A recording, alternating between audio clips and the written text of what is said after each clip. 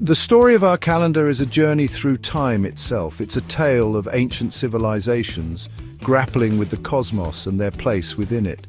Our journey begins in ancient Rome, where the seeds of our modern calendar were sown. Rome, in its infancy, was a society quite different from the empire it would become. Yet even then, the Romans understood the importance of timekeeping.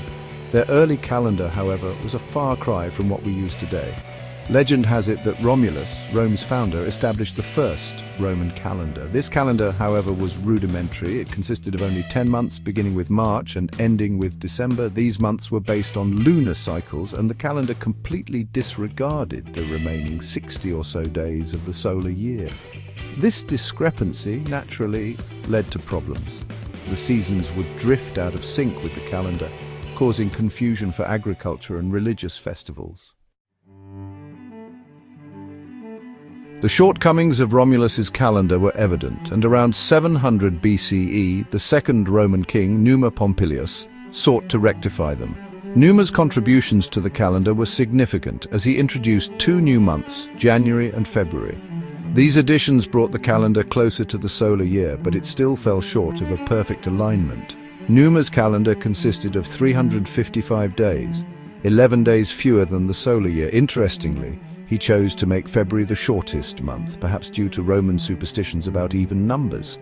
To address the discrepancy between the lunar and solar calendars, the Romans devised a clever, if somewhat cumbersome, solution: the intercalary month.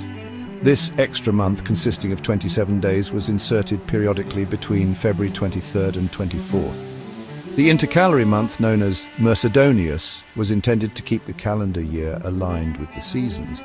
However, the implementation of the intercalary month was far from perfect. It was often subject to political manipulation. Priests, who held the authority to determine when Mercedonius would be inserted, sometimes used their power for personal gain or to appease political allies. Moreover, during times of war or upheaval, the intercalary month might be neglected entirely, further throwing the calendar into disarray. By the time Julius Caesar rose to power in the 1st century BCE, the Roman calendar was in a state of disarray.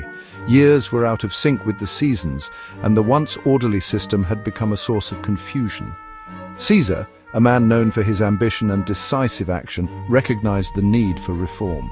Drawing inspiration from the Egyptian calendar, which was based on a solar year of 365 days, Caesar implemented a radical overhaul of the Roman calendar in 46 BCE. This new calendar, known as the Julian calendar, consisted of 365 days divided into 12 months. To account for the extra fraction of a day in the solar year, Caesar introduced the concept of a leap year, adding an extra day to February every 4 years. The Julian calendar was a remarkable achievement, providing a far more accurate and consistent system of timekeeping than ever before. With the implementation of the Julian calendar, the Roman calendar system finally achieved a level of accuracy and consistency that had eluded it for centuries. However, one peculiarity remained: February's short length. Why, after all the reforms and adjustments, did February remain stuck with a mere 28 days? The answer, it seems, lies in a combination of historical quirks and perhaps a touch of superstition. February, originally the last month of the Roman year, was already the shortest when Numa Pompilius added January and February to the calendar. His decision to keep February short may have been influenced by Roman beliefs about the number 2 being unlucky. Moreover, when Caesar reformed the calendar, he chose to maintain the existing structure of the months rather than create a new system with equal-length months. While the Julian calendar was a major step forward, it wasn't perfect. It still had a slight discrepancy with the solar year, accumulating an error of about 1 day every 128 years. This minor flaw led to the eventual adoption of the Gregorian calendar in 1582, which refined the leap year rule for even greater accuracy. Despite these later adjustments, February's unique length remains a testament to the long and fascinating history of our calendar.